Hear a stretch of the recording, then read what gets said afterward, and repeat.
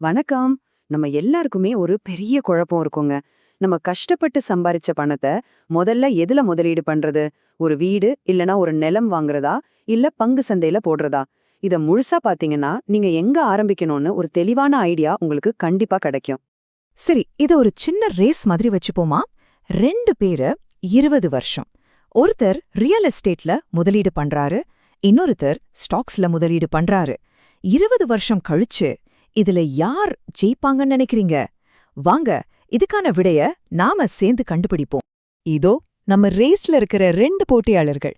ஒருத்தர் ஒரு நிலத்தை வாங்கிட்டு 20 வருஷம் சும்மா காத்திருக்காரு. இன்னொருத்தர் மாசம் தவறாம பங்குச் சந்தையில பணத்தை போட்டுக்கிட்டே இருக்காரு. 2 பேரோட வழியும் வேற. ஆனா யாருடைய வழி அவங்கள பெரிய பணக்காரராக்க போகுது?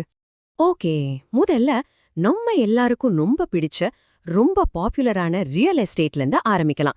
ஆனா எல்லாரும் சொல்றத மட்டும் கேட்காம அதோட நிஜமான முகம் என்னன்னு கொஞ்சம் ஆழமா பாப்போம். ரியல் எஸ்டேட்டோட முதல் பெரிய பிளஸ் பாயிண்ட் என்னன்னா, அது ஒரு பிசிக்கல் அசெட். நம்ம கண்ணால பார்க்க முடியும், கையால தொட முடியும். ஆமா, இது என்னோட சொத்துன்னு ஒரு மன திருப்தி, ஒரு தைரியம் நமக்கு கிடைக்கும். அடுத்ததா இன்னொரு சூப்பரான விஷயம், வாடகை வருமானம். உங்க சொத்து மூலமா மாசம் மாசம் ஒரு நிரந்தர வருமானத்தை உருவாக்க முடியும். இது ஒரு பெரிய அட்வான்டேஜ் இல்லையா? சரி, பிளஸ் பாயிண்ட்ஸ் எல்லாம் பார்த்தாச்சு. இப்போ யாரும் பெருசா பேசாத சில கசப்பான உண்மைகளை பார்ப்போம். முதல்ல, ரியல் எஸ்டேட்ல முதலீடு செய்ய ஆரம்பத்திலேயே ரொம்ப பெரிய தொகை தேவைப்படும். இதுக்காக பலரும் 15, 20 வருஷத்துக்கு ஹோம் லோன் எடுத்து மாட்டிக்குவாங்க. இது ரொம்ப ரொம்ப முக்கியமான ஒரு மைனஸ் பாயிண்ட். ரியல் எஸ்டேட்டை நினைச்ச உடனே விற்க முடியாது. அதாவது உங்க பணம் அதுல அப்படியே லாக் ஆயிடும். ஒரு அவசர தேவைக்கு பணமாக்கணும்னா அது ரொம்ப ரொம்ப கஷ்டம். சரி, ரியல் எஸ்டேட்டை விட்டுட்டு இப்ப ஸ்டாக்ஸ் பக்கம் வருவோம். நிறைய பேர் இது ரிஸ்க்னு நினைக்கிறாங்க. ஆனா இதுக்குள்ள ஒரு வித்தியாசமான ஒரு பவர்ஃபுல்லான சக்தி ஒளிஞ்சிருக்கு. ஸ்டாக் மார்க்கெட்னாலே நிறைய பேருக்கு என்ன தோணும்? ஐயையோ, அது ஒரு சூதாட்டம், அதுல போட்டா காசு போயிடும், அது ஒரு ஸ்கேம், அதெல்லாம் பெரிய ஆளுங்களுக்கு மட்டும்தான்னு இந்த மாதிரி நிறைய தப்பான அபிப்பிராயங்கள் இருக்கு. ஆனா இதுல எவ்வளவு உண்மை இருக்கு? வாங்க பாப்போம். ஆனா நிஜம் என்ன தெரியுமா? நீங்க ரொம்ப ரொம்ப சின்ன அமௌண்ட்ல இருந்து கூட ஸ்டாக்ஸ்ல முதலீடு செய்ய ஆரம்பிக்கலாம். ரியல் எஸ்டேட் மாதிரி லட்சக்கணக்கில் பணம் தேவையில்லை. இதுதான் இதோட முதல் மற்றும் மிகப்பெரிய சக்தி. ரியல் எஸ்டேட்டை கம்பேர் பண்ணும்போது இதுல இருக்கிற இன்னொரு பெரிய அட்வான்டேஜ் இதுதான். நீங்க உங்க பங்குகளை எப்ப வேணாலும் வித்து பணமாக்கலாம். சிம்பிளா சொன்னோம்னா, உங்க பணம் உங்க கண்ட்ரோல்லயே இருக்கும். இப்போ மேஜிக்கான ஒரு விஷயத்துக்கு வரோம். அதுதான் காம்பவுண்டிங், அதாவது கூட்டு வளர்ச்சி. ஸ்டாக் மார்க்கெட்ல இது ரொம்ப வேகமா வேலை செய்யும். உங்க பணம் உங்களுக்காக பணம் சம்பாதிக்கும். அந்த லாபமும் திரும்ப முதலீடு செய்யப்பட்டு அதுவும் உங்களுக்காக சம்பாதிக்க ஆரம்பிக்கும். சின்னதா ஆரம்பிக்கிற ஒரு பனி உருண்டை உருள உருள எப்படி பெருசாகுமோ அதே மாதிரி உங்க பணமும் அதிவேகமா வளரும். இந்த ஒரு வரிய நல்லா கவனிங்க.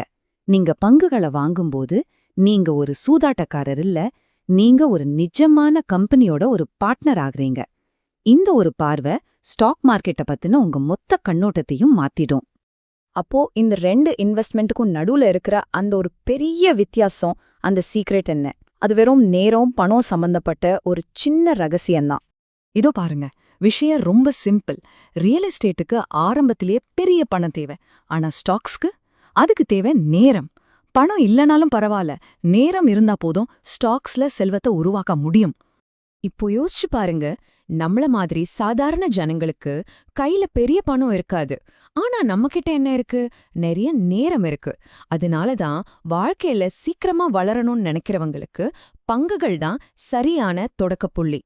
ஓகே, இப்போ இதுக்கான சொல்யூஷன் என்னன்னு பாப்போம். ஸ்மார்ட்டான இன்வெஸ்டர்ஸ் பயன்படுத்துற ஒரு பவர்ஃபுல்லான ஸ்ட்ராட்டஜி இருக்கு. அதோட பேரு செல்வத்தின் ஏணி உத்தி.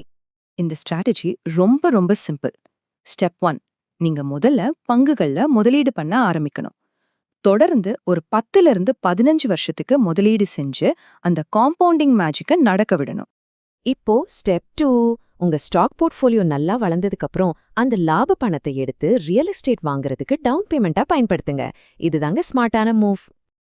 இதா ஒரே வரியில அழகா சொல்லணும்னா, பங்குகள் பணத்தை உருவாக்கும், ரியல் எஸ்டேட் அந்த பணத்தை பாதுகாக்கும். இந்த ஆர்டர் தான் ரொம்ப முக்கியம். இதுதான் சீக்ரெட் ஃபார்முலா. சரி, இந்த ஸ்ட்ராட்டஜி உங்களுக்கு செட் ஆகுமான்னு தெரிஞ்சுக்கணுமா? இதோ ஒரு சிம்பிள் செக்லிஸ்ட்.